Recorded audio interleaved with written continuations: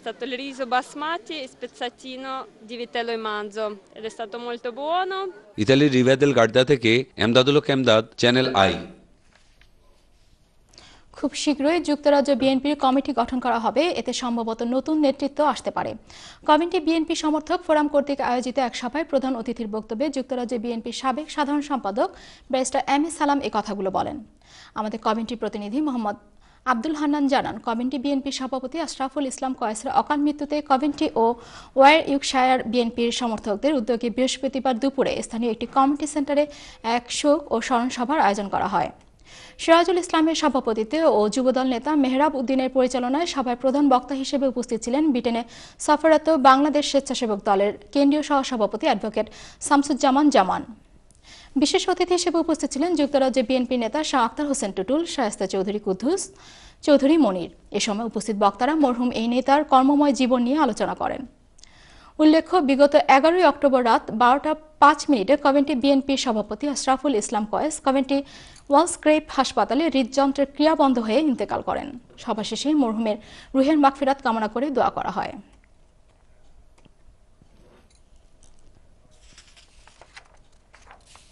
সম্প্রতি বাংলাদেশের রামুসহ বেশ কয়েকটি বৌদ্ধবিহারে হামলার প্রতিবাদে নরওয়ের রাজধানী অসলোতে এক প্রতিবাদ সভা অনুষ্ঠিত হয়েছে।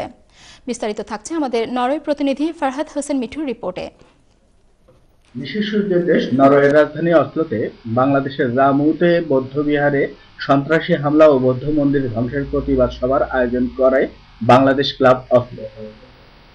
বাংলাদেশ ক্লাবের প্রতিষ্ঠাতা জনাব গোলাম মোয়াজ্জেম মিলন ভাইয়ের প্রস্তাবনায় 1 মিনিট নীরবতার মধ্য দিয়ে সবার কার্যক্রম শুরু হয়। উক্ত সভায় অসলো সুধীজনরা এবং বৌদ্ধ সমাজের অনেকেই উপস্থিত ছিলেন।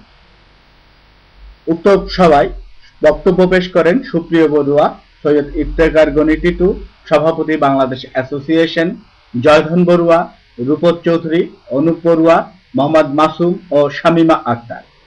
সভায় বক্তারা বলেন, হামলাকারীরা কোনো ধর্মের নয়, কোনো গোত্রের নয়, তারা সন্ত্রাসী।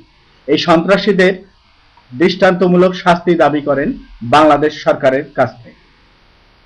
সভায় বক্তারা মায়ানমারের রোহিঙ্গাদের উপর হামলারও প্রতিবাদ জানায়। জনাব গোলাম মোয়াজ্জেম মিলন ভাই বলেন, বাংলাদেশ ক্লাব অসলো নরওয়ে সবসময় মানবতার পক্ষে সোচ্চার থাকবে। Farhad Hasan Mithu, channel I, Norway, Oslo. আয়ারল্যান্ডের ডাবলিনে ইভেন্ট কলেজে ইসলামী ফোরাম অফ ইউরোপের উদ্যোগে ইসলামী দাওয়াত ও সুন্নাহ বিষয়ক এক ওয়াজ মাহফিল অনুষ্ঠিত হয়েছে। আমাদের আয়ারল্যান্ড প্রতিনিধি কামাল উদ্দিন কামাল জানান, আব্দুল মান্নানের সভাপতিত্বে উক্ত ওয়াজ মাহফিলে প্রধান অতিথি হিসেবে উপস্থিত ছিলেন ইস্ট লন্ডনের মসজিদের ইমাম জনাব আব্দুল কাইয়ুম। বিশেষ অতিথি হিসেবে উপস্থিত ছিলেন ইউকের ইমাম সমিতির সভাপতি জনাব শিরাউল ইসলাম ও আয়ারল্যান্ডের বিশিষ্ট ব্যক্তিবর্গ। অন্যান্যদের মধ্যে উপস্থিত ছিলেন শামসুল হক, জাকির ফকির, আব্দুল হুয়াদুল, নাসির মজুমদার ও সেক্রেটারি জাহিদ সহ আরও অনেকে। ওয়াজ মাহফিল শেষে মুসলিম উম্মার শান্তি ও সমৃদ্ধি কামনা করে মোনাজাত করা হয়।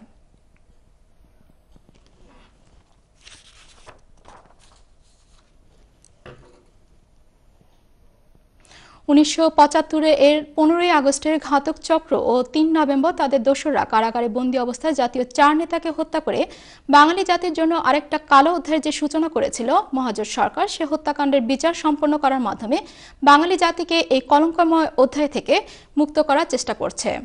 জেল হত্যা দিবস উপলক্ষে বার্মিংহাম আওয়ামী লীগের উদ্যোগে স্থানীয় মিষ্টিদেশ রেস্টুরেন্টে আয়োজিত আলোচনা সভায় উপস্থিত বক্তারা এ কথাগুলো বলেন। বার্মিংহাম আওয়ামী লীগের সভাপতি কবির উদ্দিনের সভাপতিত্বে ও সাধারণ সম্পাদক মাহবুব আলম চৌধুরী মাখনের পরিচালনায় এতে প্রধান অতিথি হিসেবে উপস্থিত ছিলেন প্রবাসী মুক্তিযোদ্ধা ইব্রাহিম আলী। উপস্থিত ছিলেন কামাল আহমেদ, আনহার আলী, মোস্তফা কামাল বাবলু সহ বার্মিংহাম ও আওয়ামী লীগ নেতা ও তার অঙ্গ সংগঠনের নেতৃবৃন্দ।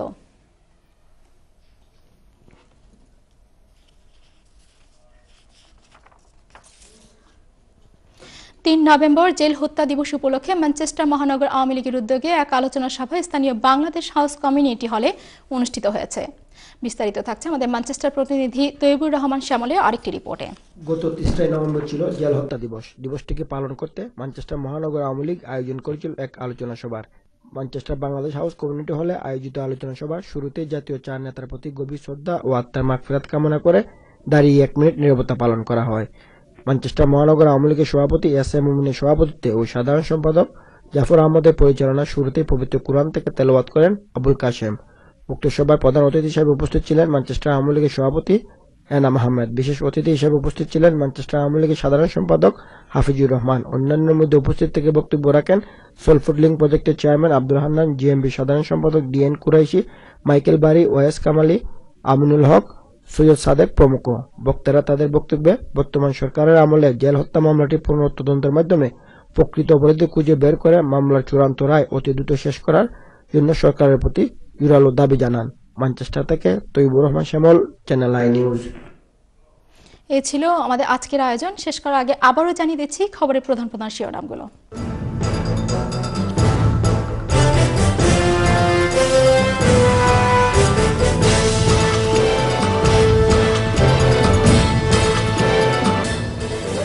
গভীর শ্রদ্ধার সাথে 11ই নভেম্বর সমগ্র ব্রিটেনে পালিত হল রিমেম্বারেন্স ডে।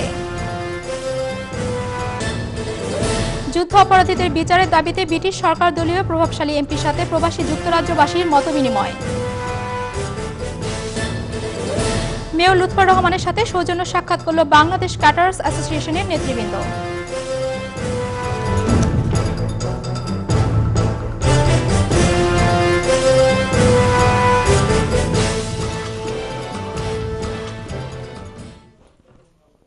এই ছিল আমাদের আজকের আয়োজন। আগামীতে আমাদের খবর দেখার আমন্ত্রণ জানিয়ে বিদায় নিচ্ছি। ভালো থাকুন। আল্লাহ হাফেজ।